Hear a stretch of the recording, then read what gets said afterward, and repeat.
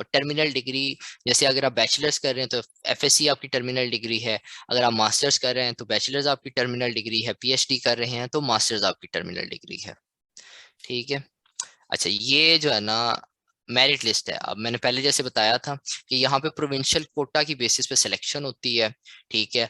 अब प्रोविंशियल कोटा हमारे पास चीज क्या है, यहाँ पे आपको पता होगा कि जैसे इस्लामाबाद वगैरह में कोई भी अपॉर्चुनिटी आती है तो उसमें सिर्फ इस्लामाबाद के लोगों का हक नहीं होता, उसमें पंजाब की, सिंध की, केपीके की, बलोचिस्तान की, फाटा की, गिलगित बल्तिस्तान की और आज़ाद जम्मू कश्मीर की सीट्स होती हैं। ठीक है। बेसिकली जो इस्लामाबाद की सीट्स होती हैं उनको यूनाइट कर दिया जाता है पंजाब के साथ। ठीक है। यहाँ पे आप देखेंगे तो ओपन मेरिट पे पीएचडी का जो मेरिट था वो 89.475 था, मास्टर्स का था 89.88 और बैचलर्स का था 86.725।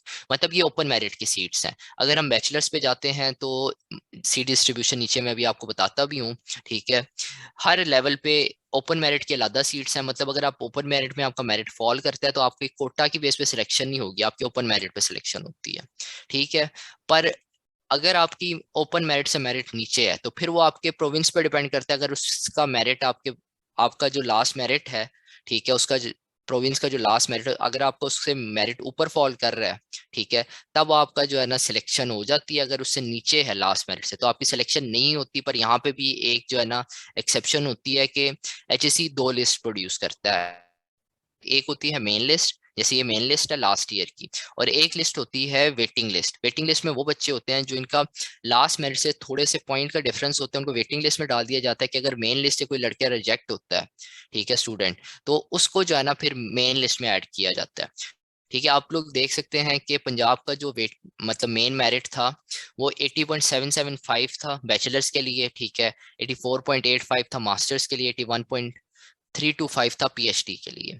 ठीक है। इसमें 50% उनकी टर्मिनल डिग्री की परसेंटेज और 50% उनके हेड का स्कोर है। ठीक है। अब यहाँ पे अगर हम लोग जाएंगे तो ये आप देख सकते हैं वेटिंग लिस्ट। वेटिंग लिस्ट जो है ना, वेटिंग लिस्ट का एक मेरिट होता है। ठीक है। वेटिंग लिस्ट जो है 78.82, 83.11, ये इनका वेटिंग लिस्ट का क्राइटेरिया है। ठीक है। पीएचडी, मास्टर्स और बैचलर्स का। ठीक है। अच्छा।